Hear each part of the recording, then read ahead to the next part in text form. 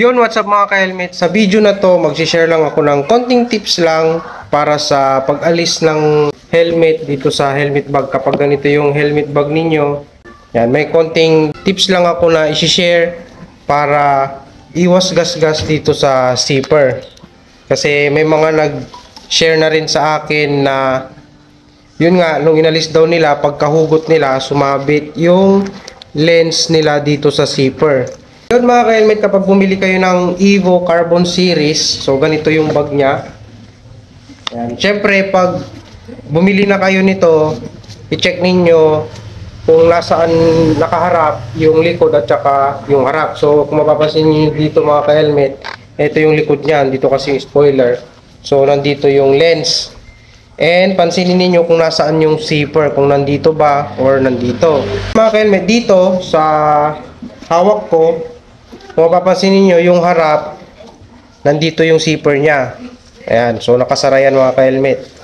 Siyempre, bago natin ituloy, disclaimer lang, hindi po tayo helmet expert. Mag-share lang ako ng konting tips para may share din sa inyo kung paano yung ginagawa ko palagi kapag nag-unbox ako tsaka nag-aalis ako ng helmet dito sa helmet bag ng Carbon Series. So yun mga ka-helmet, kung mapapansin niyo, andito nga yung zipper niya kung saan nakaharap yung helmet. So syempre, pag aalisin natin, bubuksan natin yan. Ganyan yung magiging itsura niya. Ito yung harap, andun yung likod. Para maiwasan itong zipper, ang ginagawa ko mga ka-helmet, inuuna ko dito sa harap, pataas. So pag ganito siya, yan. Siyempre dahan-dahan pa rin, baka kasi itong daanan ng zipper baka gumasgas din. So pwede mong iangat yan. So nakaganito siya. So balik lang natin sa pagkakaayos. So nung binuksan natin mga ka-helmet, yan, ganyan yung harap niya. So itaas nyo lang to. Yan. Yan, para hindi siya gumasgas. Yan, pag nakalahati nyo na, pwede nyo na siyang hugutin dahan-dahan. Ayan. So pwede nyo na hugutin dahan-dahan. Yan, para maiwasan na yung zipper tumama dito sa visor ng helmet natin. So pag ibabalik naman sa loob ng bag, unang gagawin natin, tignan ninyo kung saan nakapwesto yung zipper. So hindi tayo basta-basta ilagay na lang sa loob yung helmet. Check nyo muna kung nasaan yung zipper pag nakasara. So ibig sabihin, kailangan yung zipper, yung hawakan, ito, yung bukasan, pag sinara ninyo, dapat doon nakapwesto yung harap. So kunwari ganyan, so bubuksan natin. So ganito ang pasok niya. Kailangan yung harap nandoon sa dito. Kasi pag sinara natin yung zipper, nandito yung hawakan. So ang unang gagawin natin, una nating ipapasok yung nguso tsaka yung lens para syempre makontrol natin yung pagpasok ng helmet. Kasi pag inuna natin yung likod, medyo mahirap kasi meron itong spoiler. So mga ka-helmet, ito sa GT Pro to na Carbon Series. So syempre iba-iba yung brand ng helmet. Tapos syempre yung iba ganito rin yung bag. So i-check nyo na lang doon sa mga helmet ninyo kung saan kayo mas komportable or kung saan kayo mas sanay.